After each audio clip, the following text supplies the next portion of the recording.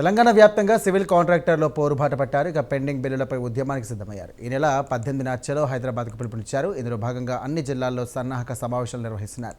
బిల్లులు రాక అప్పుల పాలవుతున్నామని, ఆత్మహత్యలు చేసుకోవాల్సి వస్తోందంటూ కాంట్రాక్టర్లు ఆందోళన వ్యక్తం చేస్తున్నారు. ఇక రాష్ట్ర వ్యాప్తంగా 27,000 కోట్ల బిల్లులు పెండింగ్లో ఉన్నాయంటూ తెలియజేశారు. ఈ నెల 18న ఆ తర్వాత భవిష్యత్ కార్యాచరణ ప్రకటిస్తామన్నారు.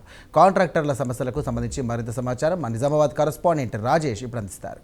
కాంట్రాక్టర్ల పెండింగ్ బిల్లుల సాధనకై ఇటు కాంట్రాక్టర్లు రాష్ట్ర వ్యాప్తంగా కూడా ఆందోళన బాట పట్టబోతున్నారు. ఈ నెల 18 ఇటు చలో హైదరాబాద్ పిలుపునిచ్చిన నేపథ్యంలో నిజామాబాద్ జిల్లా కేంద్రంలో సన్నాహక సమావేశం ఏర్పాటు చేసుకున్నారు. అయితే బిల్డర్స్ అసోసియేషన్ ఆఫ్ ఇండియా ఈ యొక్క మొత్తం టోటల్ ఉన్నటువంటి కాంట్రాక్టర్లు ఇటు మున్సిపాలిటీ నుంచి పడితే పైదాకా ఉన్నటువంటి కాంట్రాక్ట్స్ కూడా సమావేశమై ఈ నెల జూన్ అంటే 18 నాడు హైదరాబాద్లో సంఘీభావంగా మీటింగ్ ఏర్పాటు చేసుకున్నారు. అయితే పెండింగ్ బిల్లు చెల్లించాలనే ప్రధానమంత్రి డిమాండ్తో చేస్తున్న పరిస్థితి. అయితే ఇక బిల్లులు చెల్లించకపోవడంతో కొంతమంది కాంట్రాక్టర్లు ఇటు హార్ట్ అటాక్తో చనిపోవడం జరిగింది. అదేవిధంగా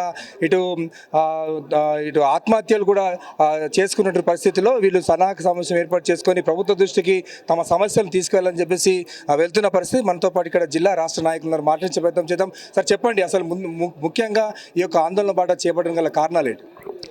మేము ఈరోజు ఈ ఆందోళన బాట కార్యక్రమానికి చలో హైదరాబాద్ పిలిపియడానికి మెయిన్ కారణం మాకు కాంట్రాక్టర్లకు పెండింగ్ బిల్స్ ఉండడం వల్లనే. పెండింగ్ బిల్స్ చాలా కాలంగా కొన్ని ఏళ్ళగా మాకు పెండింగ్ బిల్స్ అనేది పెండింగ్ ఉంది. గత ప్రభుత్వంలో ఉన్న బిల్స్ మళ్ళీ ఈ ప్రభుత్వం వచ్చినాక చేసిన అన్నిట్లో భాగమై 25,000 కోట్ల సుమారుగా 25,000 కోట్ల పెండింగ్ బిల్స్ ఉన్నాయి. ఇవి తుది దశకు మా సహనం కూడా తుది దశ చేరుకుంది. మా దగ్గర ఉన్నాయన్నీ బ్యాంకుల్లో అప్పులు పెట్టి బయట అప్పులు తీసుకొచ్చి రోడ్ల మీద పెట్టేసాం. ఇక మా దగ్గర చేయడానికి కూడా ఏమీ లేదు. ఇక భగవంతుడు ఇచ్చిన ఈ ఊపిరి తప్ప ఇప్పుడు ఆ శక్తిని మేము సహనం కోల్పోయే ఇప్పుడు మా రాష్ట్ర శాఖ ఆధ్వర్యంలో అందరు కాంట్రాక్టర్లు కూడా మనం కూడా ఒక శాంతియుతంగా ఒక మీటింగ్ పెట్టుకొని ప్రభుత్వాన్ని అభ్యర్థిస్తే కనీసము ముఖ్యమంత్రి గారు గ్రహించి మనకేమన్నా పేమెంట్లు ఇస్తారేమో ఆ ఉద్దేశంలోనే చలో హైదరాబాద్ ఈ 18వ తారీఖు మేము ఏర్పాటు చేసుకుంది. ఫర్దర్ ఆ రోజు 18వ తారీఖు హైదరాబాద్లో మన ఫ్యూచర్ యాక్షన్ కోర్సు నిర్ణయించుకోబడుతుంది. తర్వాత ఏం చేద్దాం అనేది మరి నేను ఈ వేదికగా నిజామాబాద్ నుంచి, ఎందుకంటే రాష్ట్రానికి సంబంధించిన పిసిసి అధ్యక్షులు పెద్దలు మహేష్ కుమార్ గౌడ్ గారు ఇక్కడ నిజామాబాద్ నుంచే ప్రాతినిధ్యం వహిస్తూ ఉన్నారు. అలాగే సీనియర్ శాసనసభ్యులు బోధన్ సుదర్శన్ రెడ్డి గారు, ఇక్కడి నుంచే భూపతి రెడ్డి గారు, ఇంతమంది నాయకులు ఈ నిజామాబాద్ నుంచి ప్రాతినిధ్యం వహిస్తూ ఉన్నారు. కనీసం తమరైన ముఖ్యమంత్రి గారితో మాట్లాడి ఈ నిజామాబాద్ జిల్లాకు సంబంధించిన పేమెంట్లు ప్రియారిటీ ప్లస్ ఈ రాష్ట్రానికి సంబంధించిన అందరి బిల్లులు కూడా ఇప్పేయడానికి మీరు కారకులైతే మీకు జన్మంతా రుణపడి ఉంటామని చెప్పి మీకు ఈ మీడియా ద్వారా తెలియజేసుకుంటా ఉన్నాం. చెప్పండి, ముఖ్యంగా గత బీఆర్ఎస్ ప్రభుత్వంలో పెండింగ్ నుంచి బిల్స్ ఉన్నాయి. ఆ టైంలో బయటికి రాని కాంట్రాక్టర్లు ఇప్పుడు ఎందుకు రావాల్సి వస్తుంది? గతంలో బయటికి రాలేదంటే గతంలో కూడా బయటకు వచ్చిర్రు. కాకపోతే ఏంటంటే బాయిలో కప్పల్లాగా ఉన్నారు, అంతే.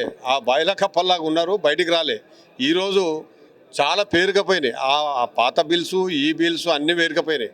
అప్పుడు సిస్టమ్ ఏముందంటే కిరణ్ కుమార్ రెడ్డి గవర్నమెంట్లో బిల్ మానిటరింగ్ సిస్టమ్ ఉండే, బిఎంఎస్ బిల్ మానిటరింగ్ సిస్టమ్ ఉండే. అంటే ఒక కాంట్రాక్టర్కు ఒక ఇష్యూ అంటే ఒక పేమెంట్ ఉందంటే ఆయనకు నెల కాగానే ఆ పేమెంట్ నెల కాగానే వస్తుండే, ఎంత పని చేస్తే అంత పేమెంట్ వస్తుండే. అప్పుడు ఎవరికి ఇబ్బందులు లేవు, బయటికి రాలేదు. ఆ గవర్నమెంట్, అదే Congress government bill monitoring system పెట్టింది. తర్వాత టీఆర్ఎస్ గవర్నమెంట్ వచ్చింది. టీఆర్ఎస్ గవర్నమెంట్ వచ్చినాక కొన్ని బిల్ మానిటరింగ్ సిస్టమ్ని సైడ్ ట్రాక్ చేసింది.